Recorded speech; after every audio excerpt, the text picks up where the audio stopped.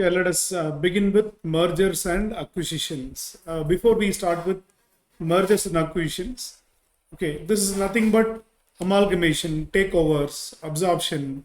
We call it as mergers, demergers, reverse mergers in accounting. That's what we are doing it in BVM. In financial reporting, this is discussed in the form of business combinations, amalgamation, takeovers, like that. In valuation, it is called as mergers and acquisitions. Okay, in financial reporting, we do accounting for amalgamation. When a company takes over the control of B Limited, how to account it, how to record assets and liabilities, how to prepare a balance sheet. That is what we do in case of amalgamation, absorption, and reconstructions. That is accounting aspect, which means valuation already done. Okay, value of assets and liabilities already completed. We are given purchase consideration. We just do accounting.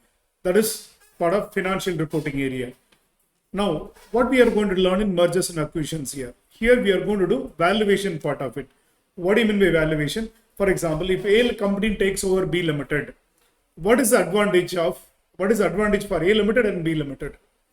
Clear? A Limited take over, you B Limited. What is the advantage for your company shareholders and my company shareholders? That's what we are going to see in mergers and acquisition. That is number one.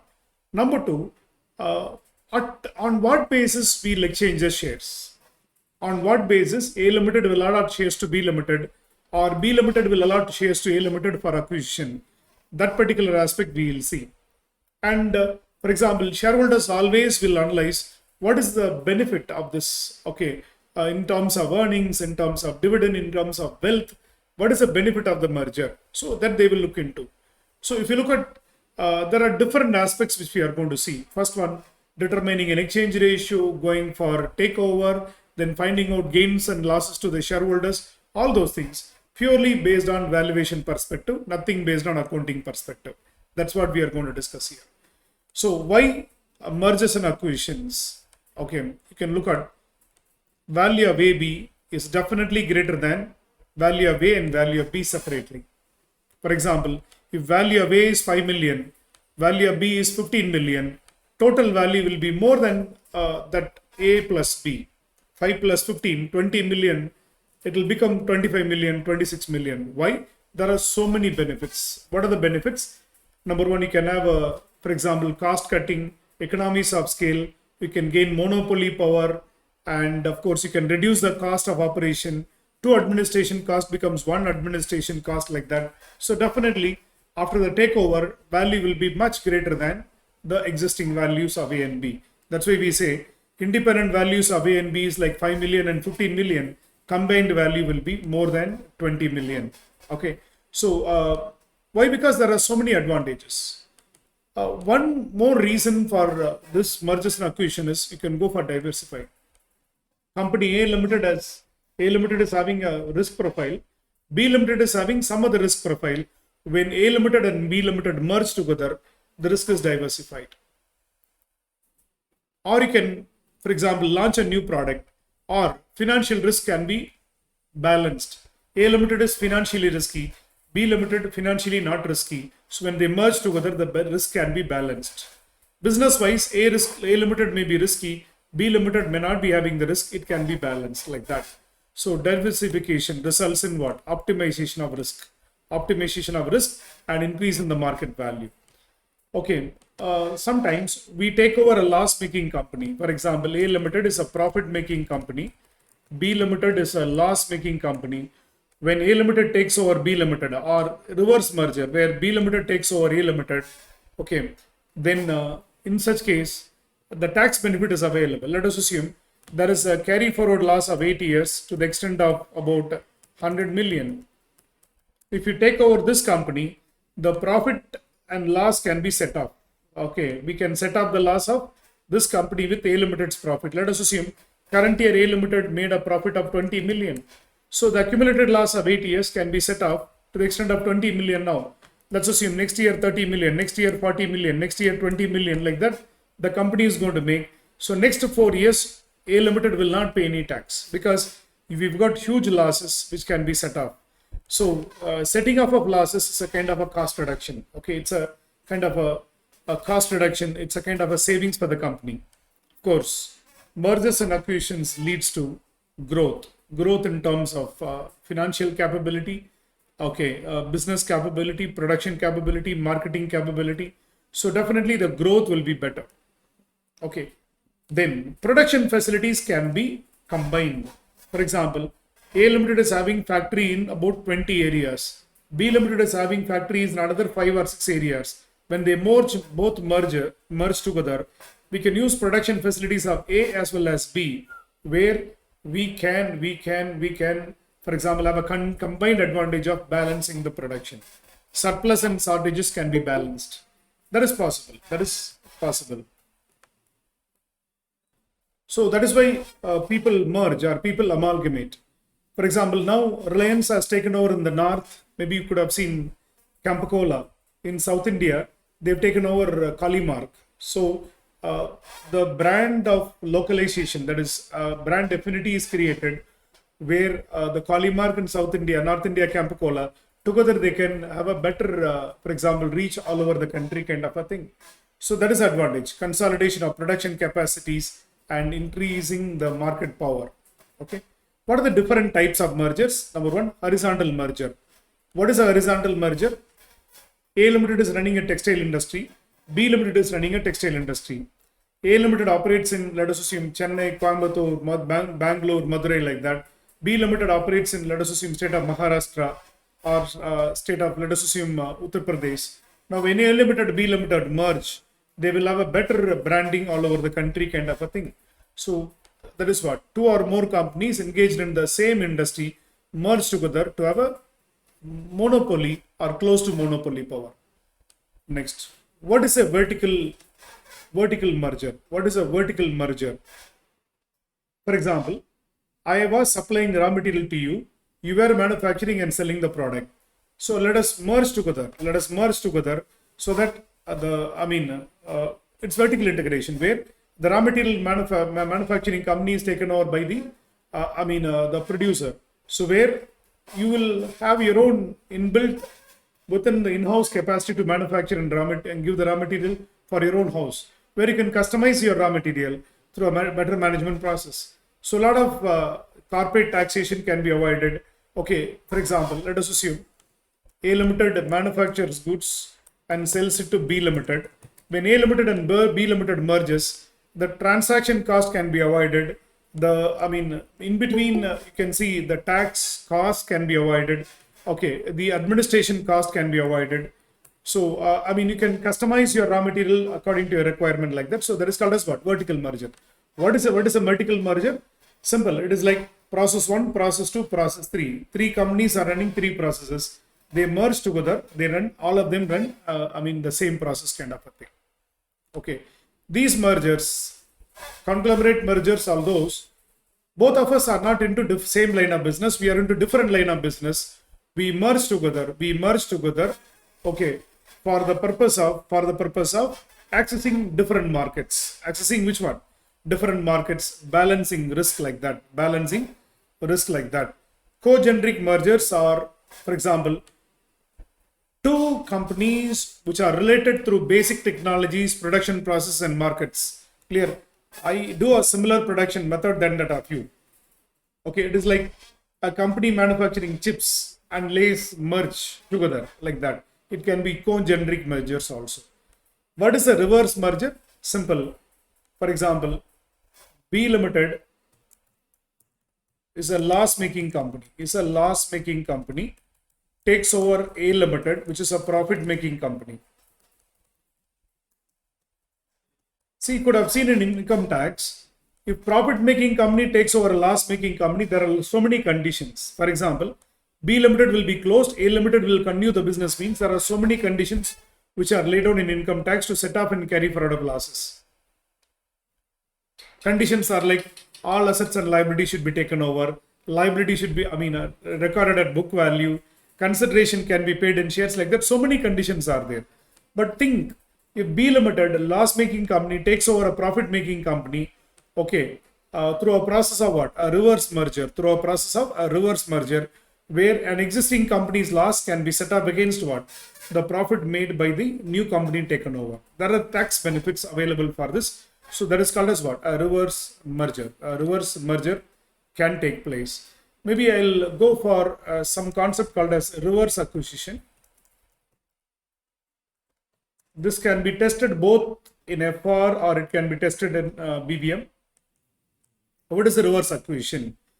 Let's assume A Limited has 10,000 equity shares of rupees 10 each. It acquires B Limited. It acquires what? B Limited, okay, which is having 5,000 equity shares of rupees 100 each. Now, A Limited will allot shares in the ratio of 1 for every 10 shares. Sorry, 10 for every 1 share in B Limited. If you look at who's buying, if you look at from outside, who's buying? A Limited is buying B Limited. A Limited is buying what? B Limited. By allotting the shares like that, you will think. But it is not so. But it is not so. Really what happens is, let us see. Okay, after merger, what will happen? After merger, A Limited's shareholders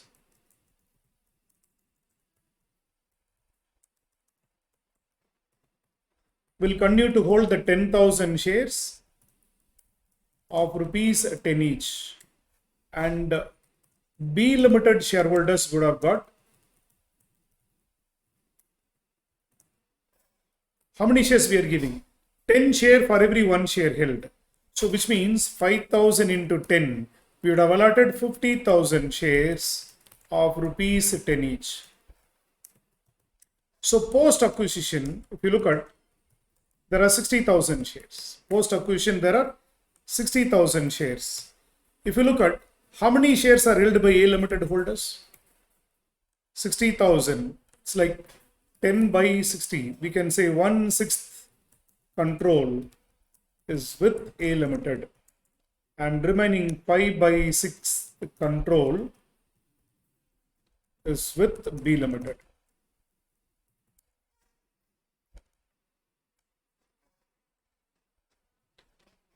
You look at who's really acquiring, whether A Limited is acquiring or B Limited is acquiring. If you look at the verbatim or dictionary meaning, A Limited has acquired B Limited. But if it is the other way, it is the other way. B Limited acquires what? A Limited. B Limited acquires what? A Limited. Where after the acquisition, you can find 5 by 6 control will be with shareholders of B Limited. Only 1/6 control is with A Limited shareholders. This I was referring in FR also, that in marriage, husband thinks that he acquires control, but it is the reverse. Clear? So, okay, so that is called as what? A reverse acquisition. So this can also take place. This can also take place depending upon who's controlling the company after the acquisition, kind of a thing. So this is about the basic things about acquisition.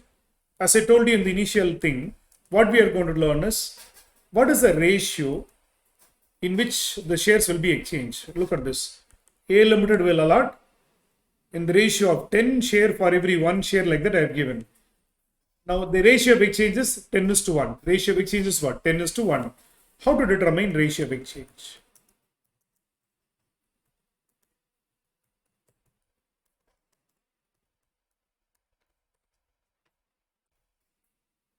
On what basis this exchange ratio can be determined?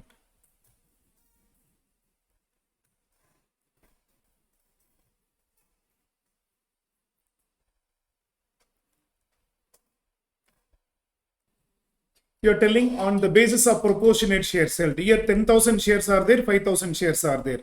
For this 5,000 shares, what is the basis of allotting the shares? How many shares I should give?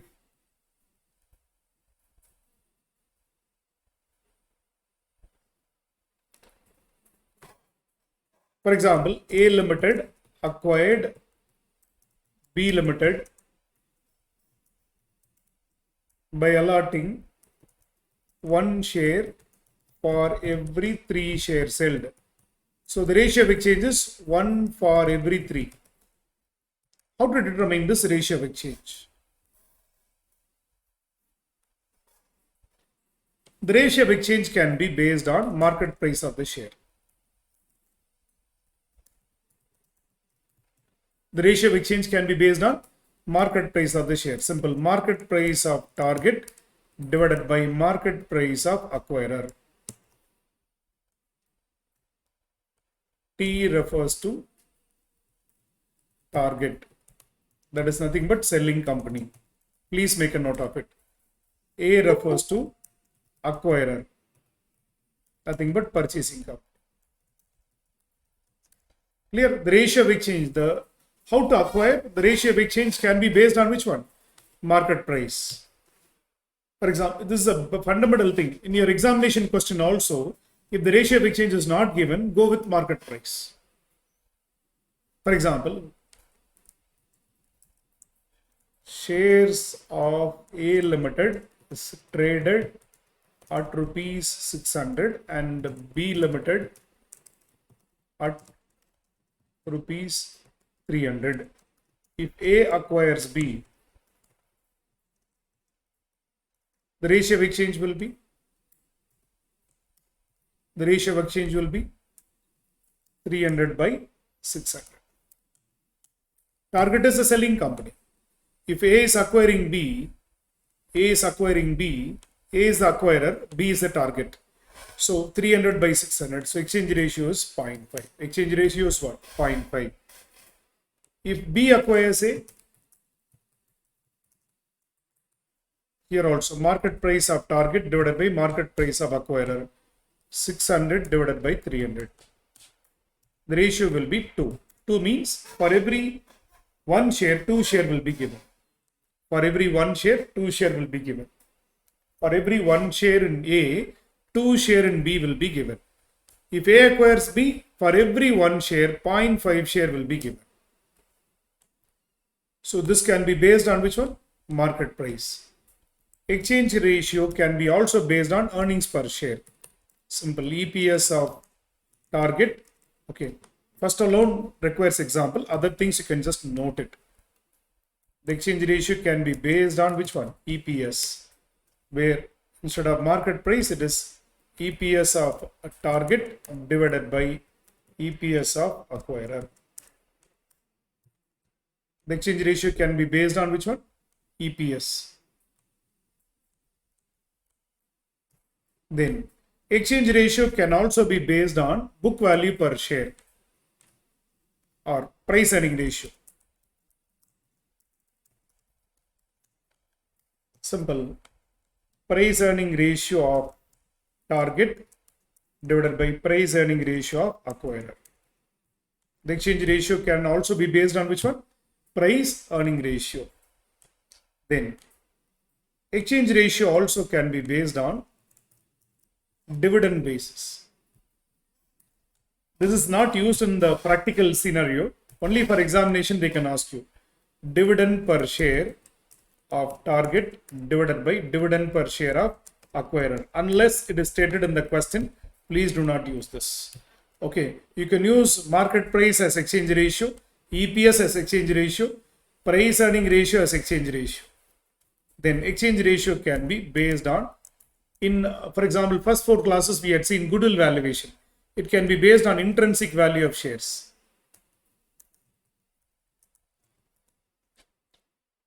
It can be based on which one? Intrinsic value. Simple. Intrinsic value of acquirer divided by intrinsic value of target divided by intrinsic value of acquirer. This also can be based on book value per share. This exchange ratio also can be based on book value per share of target divided by book value per share of acquirer. Or we can develop a wholesome formula for this exchange ratio. Exchange ratio, we can bring a combined formula for this value of target divided by value of acquirer. The value can be market price or EPS or price earning ratio or anything, depending upon the exam question. If the examination question is silent, I already told you, go by market price based acquisition. In the examination, they have given details about A Limited and B Limited. A Limited wants to acquire B Limited, like that they have given. Nothing is specified about exchange ratio, means practically also, logically also, market price by of target divided by market price of acquirer model is better. Okay, EPS, price earning ratio, dividend per share, intrinsic value per share, as mentioned in the question, you can do it. Okay, so this is called as which one? Ratio of exchange. Ratio of exchange means the ratio in which the shares are going to be allotted by purchasing company to the selling company. Okay, purchasing company is going to give the shares to which company? Selling company. I request you to take up this, then we will proceed. Please take it up, then we will proceed.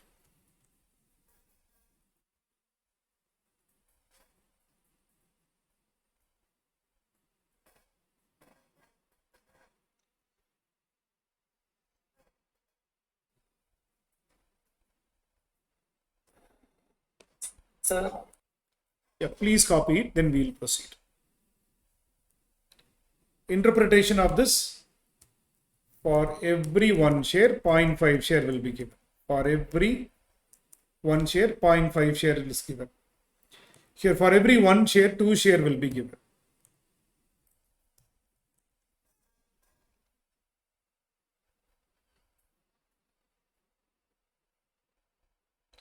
So, T means target company, A means acquirer, V means value, value of target divided by value of acquirer. So what do you mean by value? It can be market price, earnings per share, or book value, depending upon the parameter that is given. You are. So once again I interpret 0.5 here means A is acquiring B. A is acquiring B. For every one share in B, 0.5 share of A will be given. That is for the first one. For the next one, for every one share in A, for every one share in A is the selling company here, 2 shares of B will be given.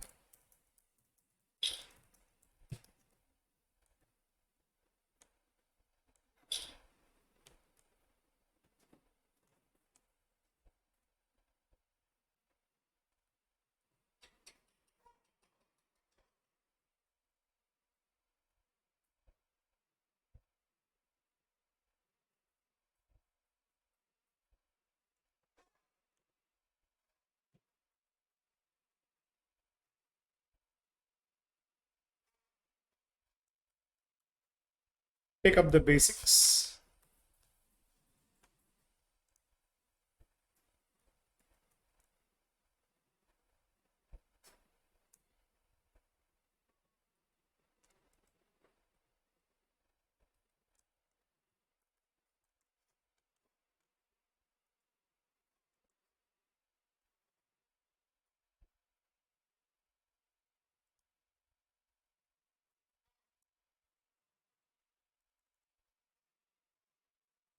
Shall we?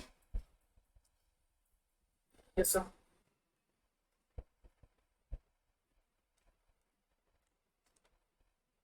Take up the basic things.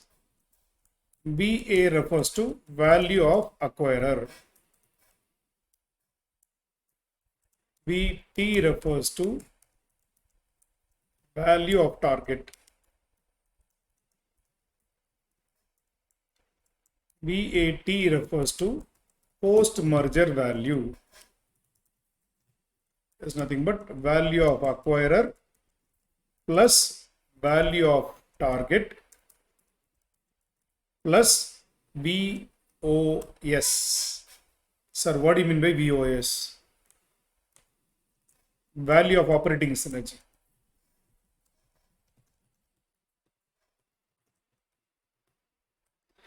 When both the companies merge, you get certain benefits. which can be cost savings, or which can be tax benefits, or which can be economies of scale, increase in production, increase in revenue. Okay, so value of that particular thing, we call it as value of operating synergy. So VAT refers to post merger value, value of acquirer plus value of target plus value of operating synergy. This will give us post merger value. EA refers to earnings of acquirer. Simple, net profit minus dividend on preference shares. Please copy it along with me. ET refers to earnings of target. Earnings of target. Simple, net profit minus dividend on preference shares. EAT refers to earnings of acquirer plus earnings of target plus synergy gains.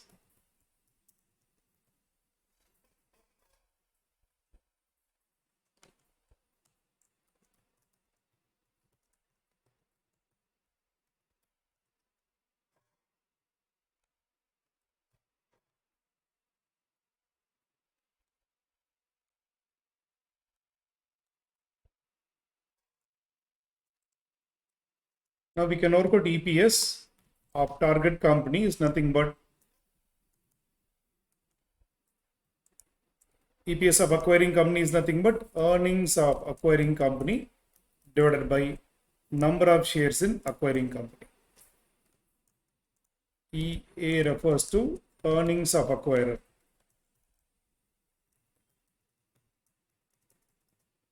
NA refers to number of shares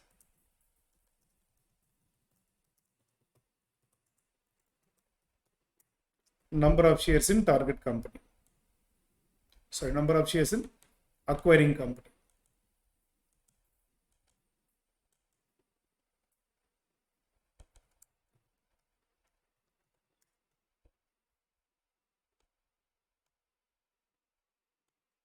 EPS of target is nothing but earnings of target divided by number of shares in target company. That is understood.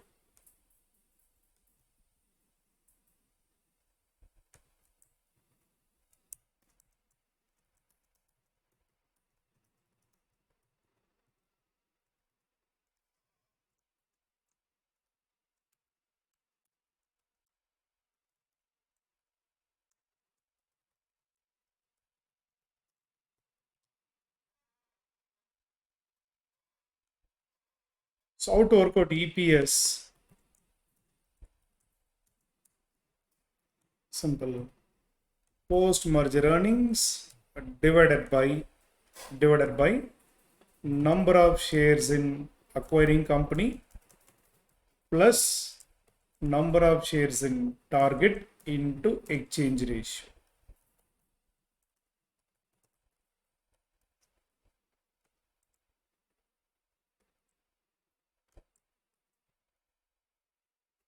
Number of shares in acquiring company plus number of shares in target company into exchange ratio. So this will give us post merger earnings.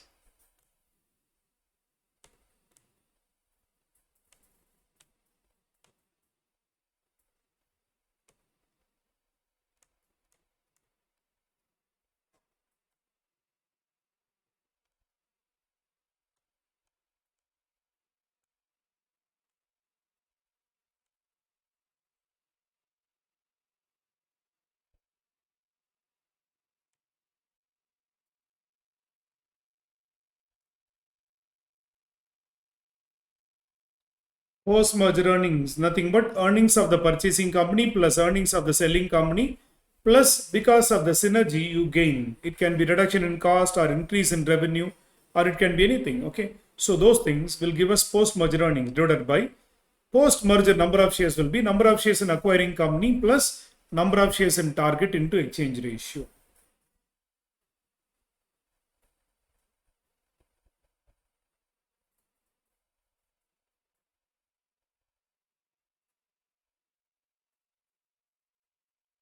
Have we taken up? Shall we proceed?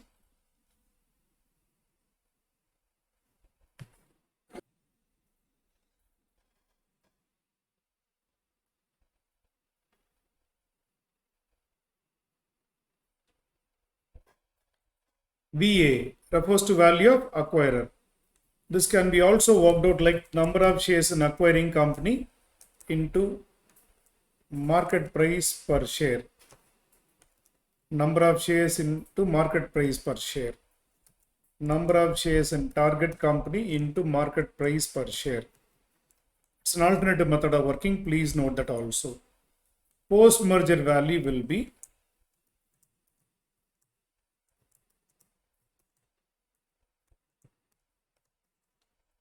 post-merger number of shares into post-merger value. This way also you can work out. Value here refers to like market capitalization.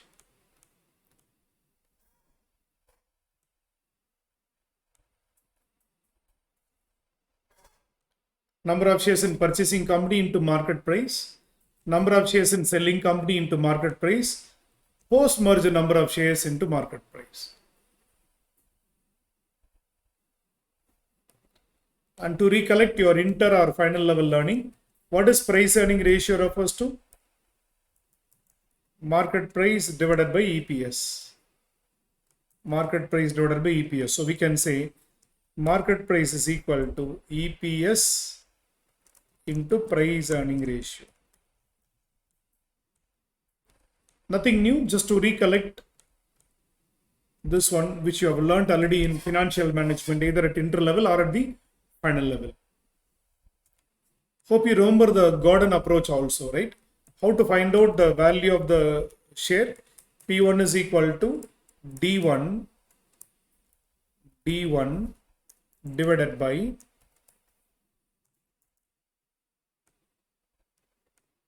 D1 divided by KE minus G.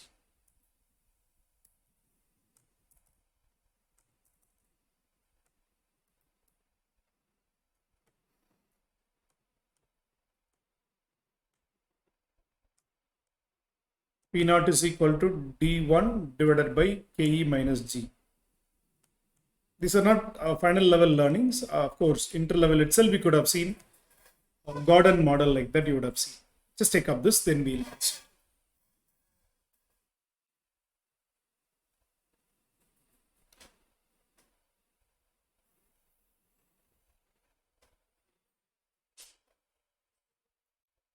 So these are the basic things before we enter into the questions based on mergers and acquisitions.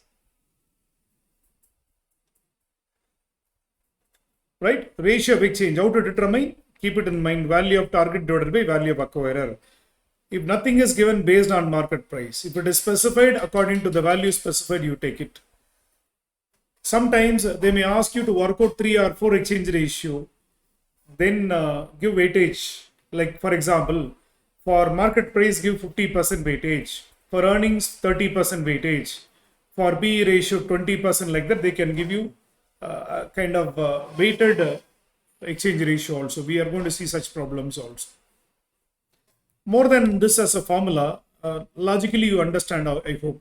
Right? Post-merger value depends on value of acquirer plus value of target plus the value of operating synergy. Then post-merger earnings depends on earnings of acquirer plus earnings of target plus synergy gains. Earnings per share after acquisition depends on total earnings of the acquirer plus target plus synergy gains divided by total number of shares after the merger. Shall we proceed? Yes, sir. We'll go to the BVM material. Okay. First 3 questions we'll do it later. That is based on cost and benefit analysis. I request you to go to question number 4. A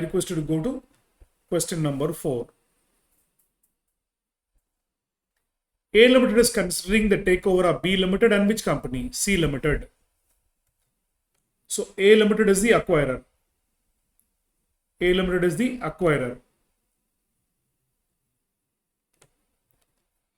Okay, B and C are like targets. B and C are like targets. Okay. They've given you equity share capital rupees in millions, earnings in millions, market price is given to us. Market price is given to us. Everything is in millions. First question is they ask you to find out price earning ratio. They ask you to find out price earning ratio. Look at the next one given. EPS of A Limited after the acquisition of which one? B Limited and C Limited separately. Will you recommend merger of either or both the companies like that they ask for? That recommendation we'll do that later. Okay. We are not given ratio of exchange. Are we given the ratio of exchange? On what basis A Limited will acquire B Limited, C Limited? Ratio of exchange is not given. This is just a ratio, price earning ratio, just a ratio calculated based on market price by EPS. So we are not given ratio of exchange. So we'll exchange the share based on market price. If nothing is given based on market price, we'll exchange. So let us do it in a columnar format so that it will be better. Start. I request you to start along with me. Question number 4. What are the companies? A Limited. Please do it along with me. Particulars and 3 columns. A Limited, B Limited, C Limited. Okay. What is the earnings of the company? In millions given. In millions given. 90 million, 18 million and 18 million. Okay. Divided by number of equity shares. Let us take that also in millions. Let us take that also in millions. For example, 450 divided by 10 each, which means how many million? 45 million will be there. Like 450 divided by 10. 450 divided by 10 gives me 45 millions. The other company, 180 divided by 10. 18 million. This one, 90 divided by 18. So 90 divided by 10. 9 million. So this will give us EPS. Earnings per share is nothing but earnings available for equity shareholders divided by number of equity shares will give us EPS. It's like rupees per share.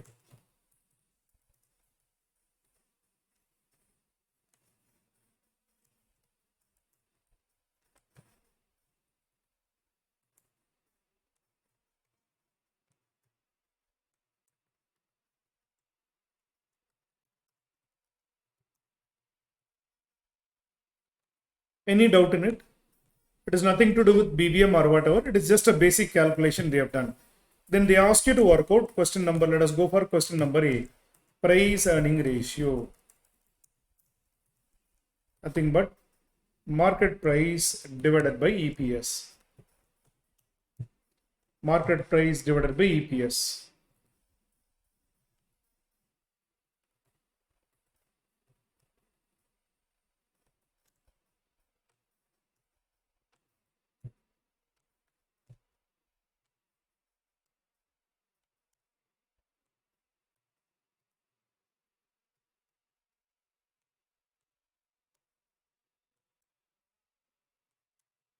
Thirty times, 37 times, 23 times.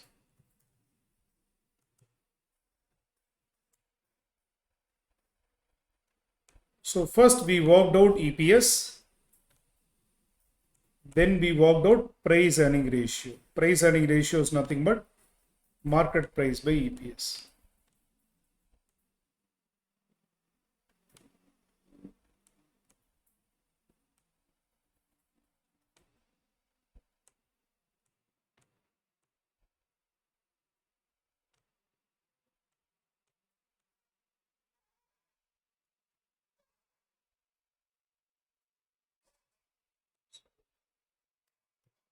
This is the first part of answer. Second part of answer is earnings per share of A Limited after acquiring B Limited and C Limited separately. Before that, we ask you earnings per share if A acquires B. A acquires C, like that they have asked for. So how to work out? First, let us work out exchange ratio. We assume based on market price. Based on market price. Exchange ratio is based on which one? Market price. Okay. How many shares will be given to target company? How many shares will be given in target company? Simple. Number of shares in target into exchange ratio. Number of shares in target into exchange ratio. Okay, if A acquires B, 18 million shares into what is the exchange ratio? Exchange ratio is based on market price. Market price of acquirer divided by market price of target. What is the market price of, market price of target, right? Market price of target divided by market price of acquirer. Now tell me, what is the market price of target? 37 by 60.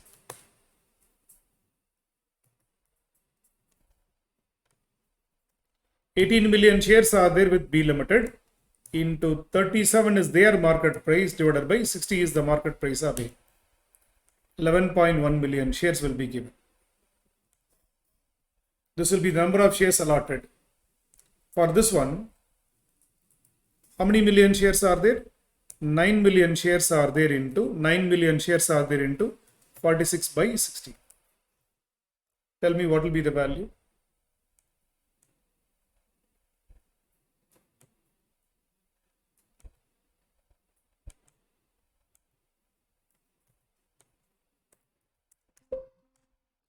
So 11.1 million shares will be given. 6.9 million shares will be given. Simple. If A acquires B, this is if A acquires C.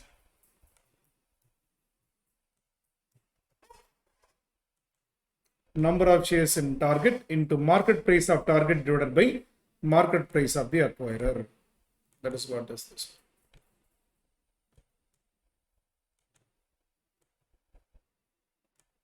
So these many shares will be given to them. These many shares will be given to them.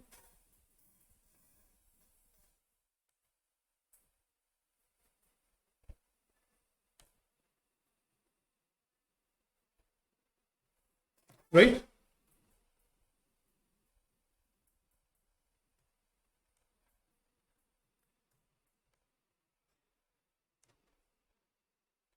Let us work out earnings per share post merger.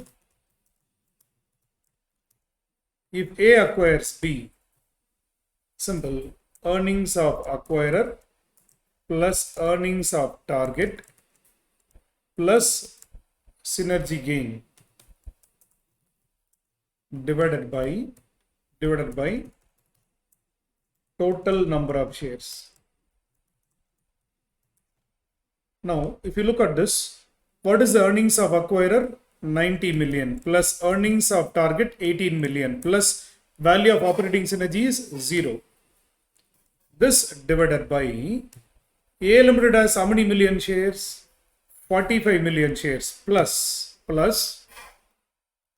how many shares are given to them? 11.1 million shares are given to them. So how much it will be?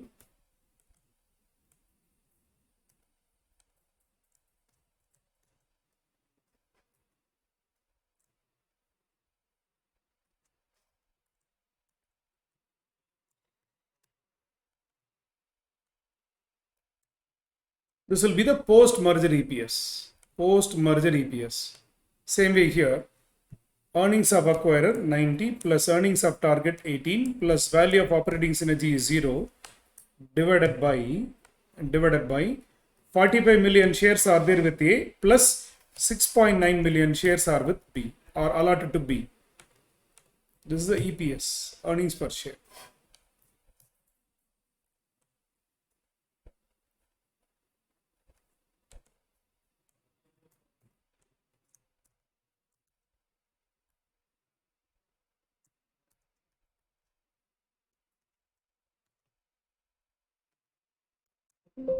Sir, Yes, please. 0. There is no synergy gain because it's not mentioned in the question. What is the advantage of merging? That's not given in the question.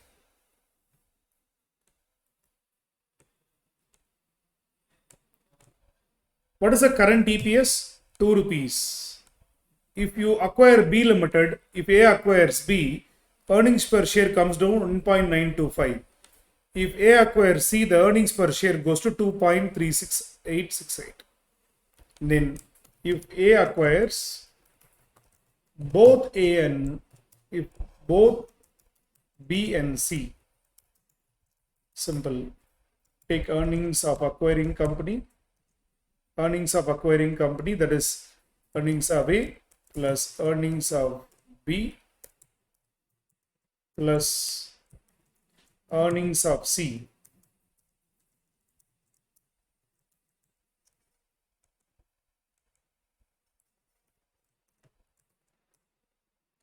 plus synergy gain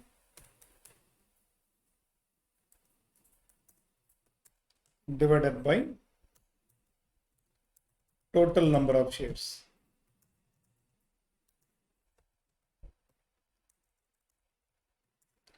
So it will be 90 plus 18 plus 18 plus operating synergy value 0 divided by total number of shares will be 45 million. A Limited will give to B 11.1 million and A Limited will give to C Limited 6.9 million. So if you work out, you will get the synergy gain or EPS. If A Limited acquires both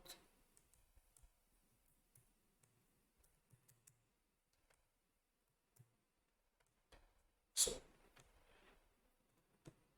this will be the EPS.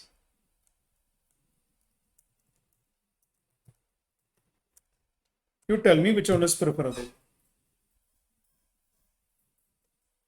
What is the present earning per share? 2 rupees. If A acquires B, what is the earnings per share after merger? 1.925. 1.925. Do you understand how the shares are allotted? Number of shares in selling company into exchange ratio. What is exchange ratio? 37 by 60, 11.1 million. Okay, so 46 by 60, 6.9 million. Total earnings divided by total number of shares, 1.925 per share. This is earnings per share. Earnings per share after merger. If A acquires both B and C, EPS is 2 rupees per share. You tell me which one will be recommended.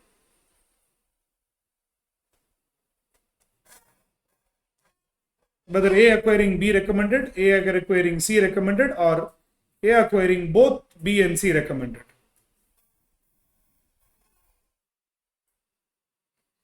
Simply by observing the problem, you can tell the answer.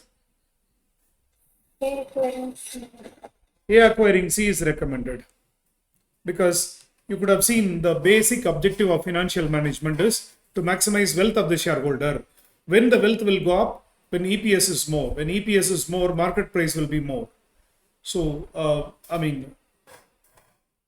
since EPS is high when A acquires C, it is recommended.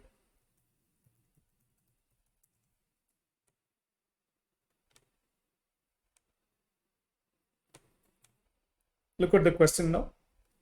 Earnings of A after acquiring B Limited and C Limited. Will you recommend merger of either or both the companies? They ask you to work out post-merger EPS and decide. So for working out post-merger EPS, okay, we want earnings of acquirer, earnings of target divided by total number of shares after the merger.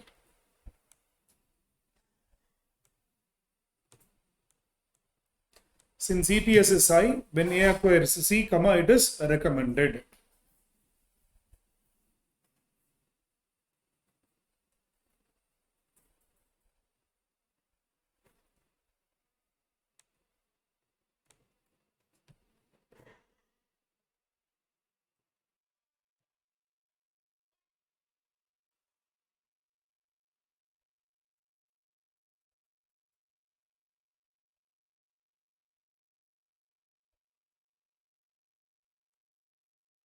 So number of shares in target into exchange ratio. Exchange ratio based on market price.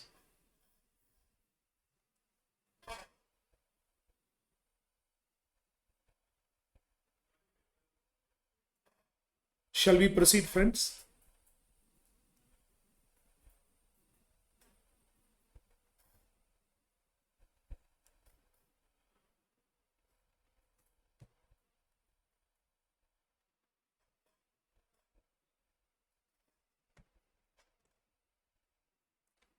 Question number 5. Company X is contemplating to purchase Company Y. Company X has 3 lakh shares, market price of 30. Y has 2 lakh shares, selling at 20 per share. EPS is 4 and 2.25 is given to us. Okay. Look at, there are two methods of exchange. One is based on EPS. Second is they have given exchange ratio itself. One is you acquire the shares by exchanging the shares based on EPS. Second is the ratio itself is given in the question, 0.5:1. They ask you to work out EPS after merger under two alternatives. They ask you to show the impact on EPS on the shareholders of two companies under both the alternatives.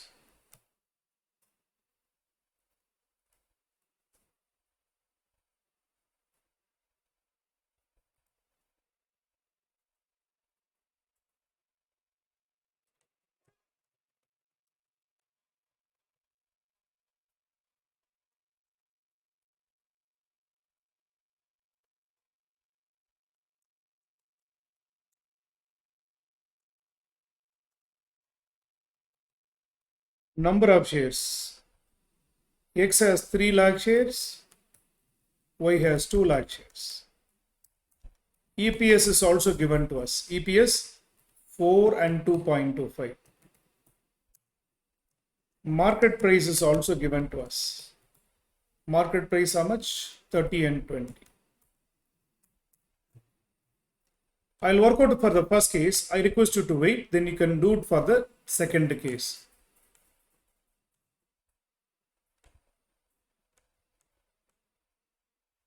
Okay, the first one is if the shares are exchanged based on earnings of the company, EPS.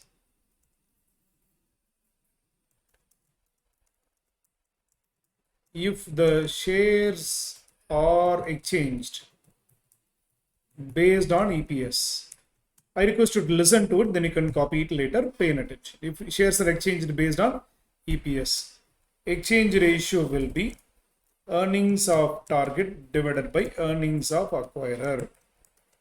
That is 2.25 divided by 4.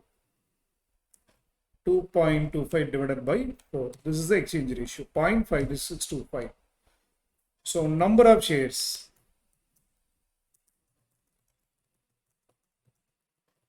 allotted is equal to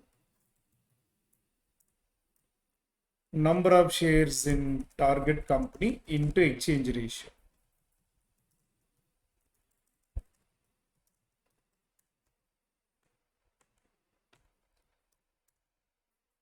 Number of shares in target company is nothing but Y Limited shares, 2 lakhs into 0.5625.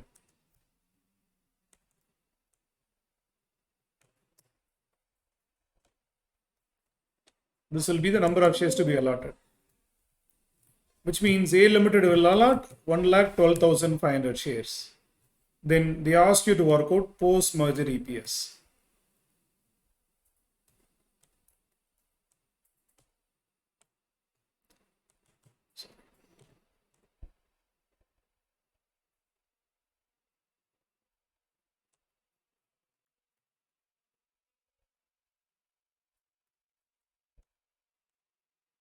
Post-merger earnings, earnings of acquirer plus earnings of target. That is 3 lakhs plus 2 lakhs plus synergy gains are not given. So totally 5 lakhs divided by this divided by number of shares. Number of shares in acquiring company is 3 lakhs plus we have given 1,12,500 shares. So 4,12,500. So this will give us post-merger earnings. 1.122. This is your post-merger EPS.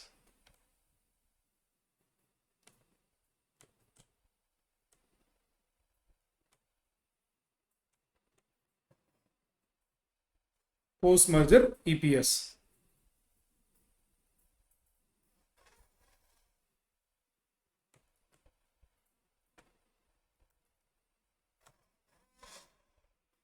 The question is not over with this. Calculate EPS after the merger under two alternatives and show the impact on EPS of the shareholders of the two companies under both the alternatives catered. This I will come to that later. First, I request you to take up this up to this. Impact, I'll work out for this. 1 minute, I'll come to it. 1 minute.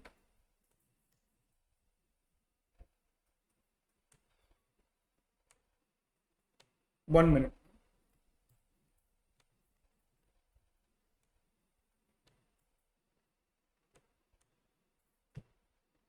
Wonderful. I made a mistake. Thank you. Yes, I made a mistake. Here, earnings of the company. Earnings of the company, otherwise profits of the company. Profit of the company we can work out like 3 lakhs into 4 rupees. 3 lakhs into 4 rupees. 12 lakhs. Nothing but number of shares into EPS. Thank you for correcting. 12 lakhs. This will be 2 lakhs into 2.25. This is the earnings of the company. So it will be like 12 lakhs plus 4,50,000.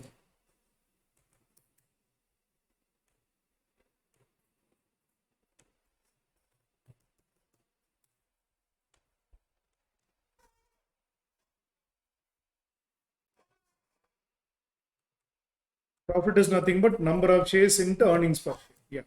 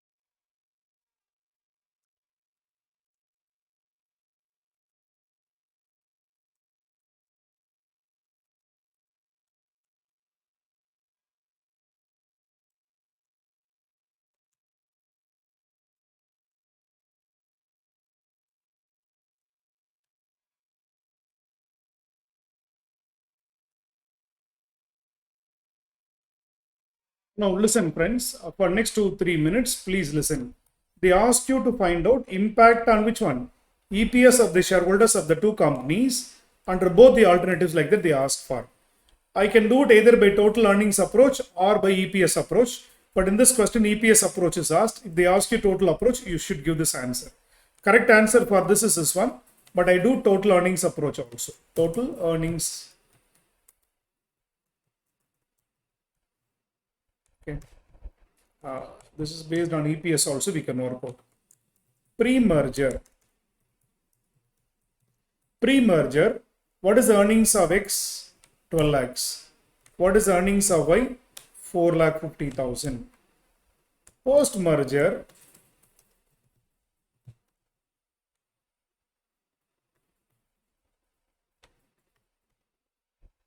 Post-merger, if you look at X Limited shareholders maintain the same shares. So it will be like 3 lakhs into 4 rupees. 3 lakhs into 4 rupees. 3 lakhs into 4 rupees, 12 lakhs.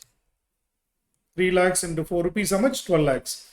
For B Limited shareholders, how many shares we have given? 1,12,500 shares we have given. Into what is the post-merger earnings? 4 rupees.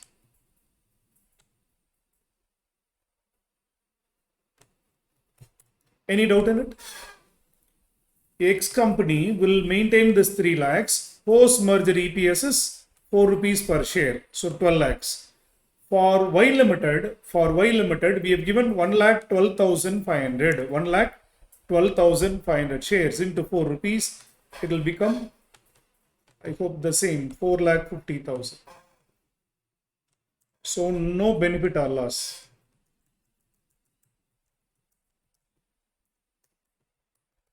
Nil for X Limited shareholders and nil for Y Limited shareholders. Which means when you exchange the shares based on EPS, pre-merger earnings and post-merger earnings of the shareholder will be the same. No gain or loss will accrue to them.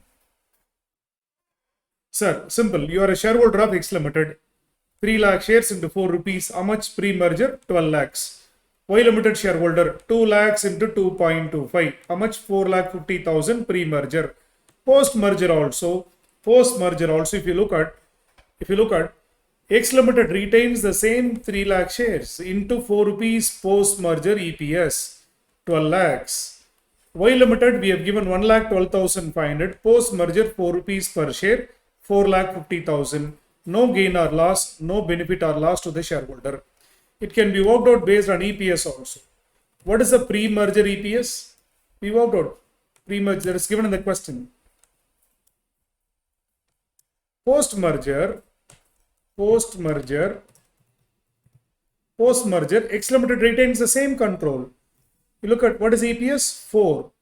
So it will be like 4 into 1. We maintain the same. 4 into 1.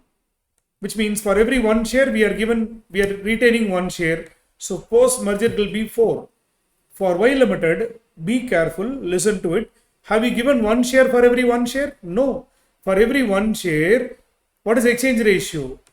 0.5625. We have not given 1:1. For every 1 share, we have given only what? 0.5625. So 4 into 0.5625. This is called as equivalent EPS. This is called as what? Equivalent EPS. Simple. If you were holding 1 share previously, you will be holding only 0.5625 share post-merger. So your share of EPS will be only this much. So 4 into 0.5625.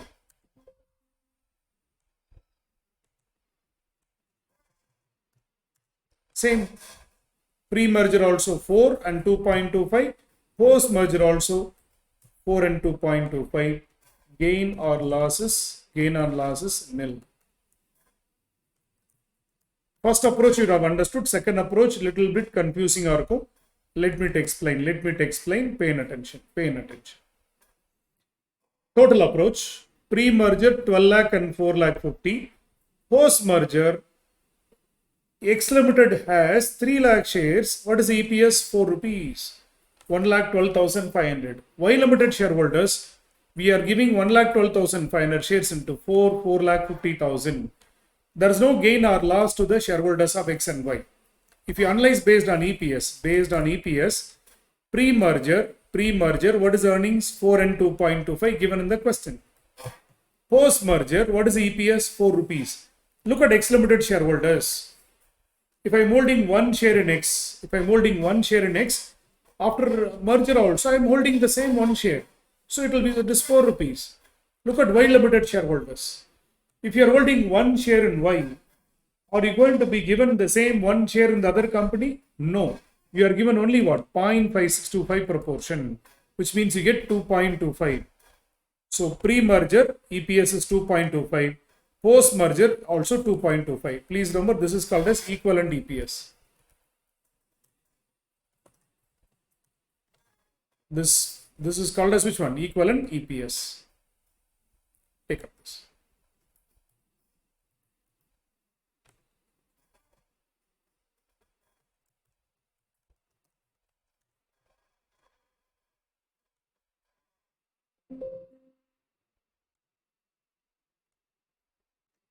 Otherwise, I can tell you, if you exchange the shares based on EPS, earnings will be maintained. We are exchanging the shares based on EPS, automatically earnings will be maintained. Pre and post merger earnings will not change. It will change only when there is a synergy benefit. It will change only when there is a synergy benefit, otherwise it will not change. Now please remember, we have answered only for A, based on EPS of two companies. Now B, we are going to work out.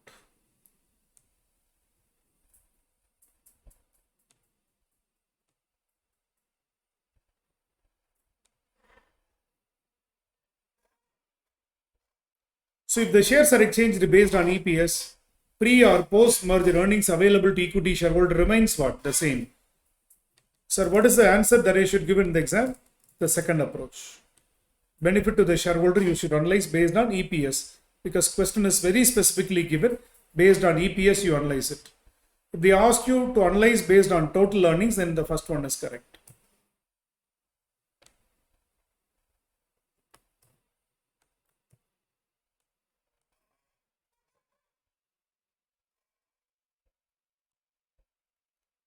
So we have answered only for the first part. If shares are exchanged based on market price. You try to work out the other part. If the shares are exchanged based on 0.5:1, what will happen?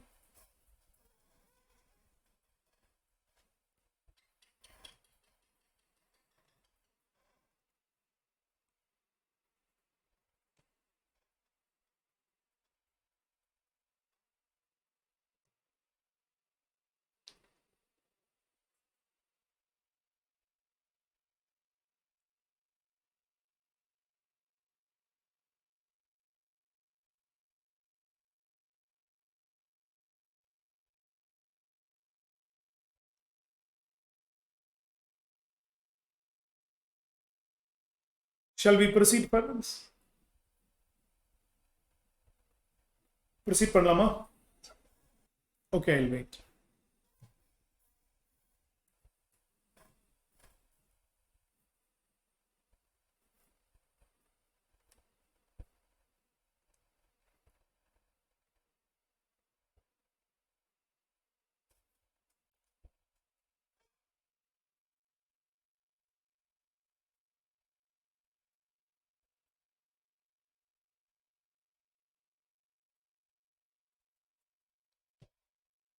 Okay. Same thing, let me analyze based on the point B. I'm just changing it here. If shares are exchanged based on what is given, 0.5:1 ratio. So the exchange ratio is given in the question.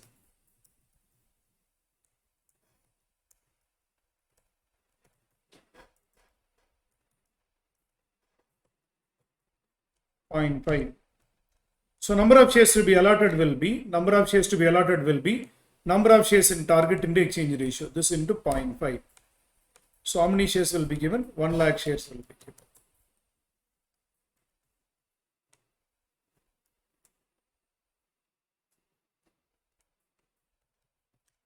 Post merger EPS will be, this calculation and all will be the same. 12 lakh plus 4 lakh 50 plus 0 divided by 3 lakhs plus 1 lakh. So this will become 4 lakhs. So what is the post merger EPS?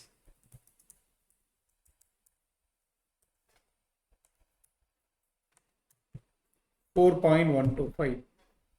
So if you analyze based on total earnings, pre-merger 12 lakh and 4 lakh 50, post-merger 3 lakhs into 4.125. 3 lakhs into 4.125. 3 lakhs into 4.125. I hope these people will gain. That's a gain. New values more than the old value, they gain. What about the others? What about the others? They are going to have 1 lakh shares into 4.125. 1 lakh shares are allotted to them into 4.125. 1 lakh into 4.125. This will give us post-merger earnings. So they lose. New values lesser than the old value. They lose. This method also you can work out. This into 0.5. Okay. Which is 4.125. This will be 4.125 into 0.5. This will give us equivalent EPS.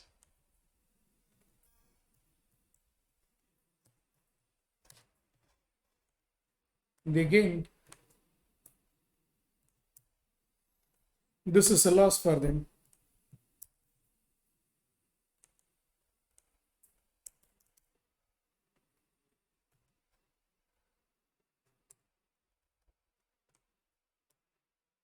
Sir, is it possible to prove the answer? Is it possible to prove the answer? Simple. 37,500 is nothing but 0.2125 0.125 into 30,000 shares. Sorry, 3 lakh shares. 0.125 into 3 lakh shares. 3 lakh shareholders have gained that much, 37,500. This 0.1875 is nothing but 2 lakh shareholders have lost this 0.187. 37,500 they lost. So if the shares are exchanged based on 0.5:1 ratio, clear, the acquirer will gain and selling company shareholders will lose.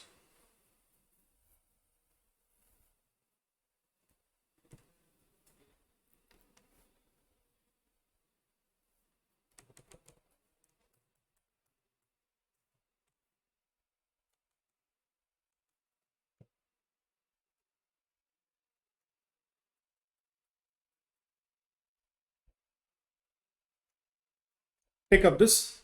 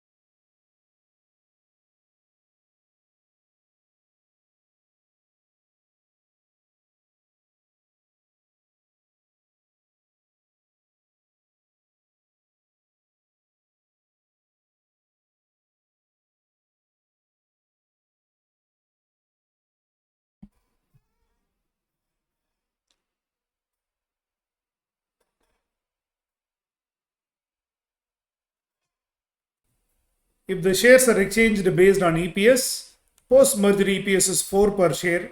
Pre-merger to post-merger, the earnings do not change from both acquirer as well as what target point of view. Okay, the earnings per share or total earnings do not change. But if the shares are exchanged based on the given exchange ratio, the exchange ratio is given to us in the question itself, 0.5:1. Yes, there is an impact. So X Limited will allot 1 lakh shares to Y Limited. If that shares are allotted, post-merger EPS will become 4.125. Then if you can work out based on total earnings or based on per share impact, okay, X Limited shareholders gain and Y Limited shareholders what? Lose. How to verify the answer? I told you already. Multiply this 0.125 into how many shareholders gained this? 3 lakh shareholders gained this 37,500. 0.1875. How many shareholders lost this? 2 lakh shareholders lost this. So 37,500 loss. Here the synergy gain or the gain of one shareholder, one group is equal to loss because there is no operating synergy. There is no operating synergy. Suppose if there is any operating synergy, we cannot verify like this.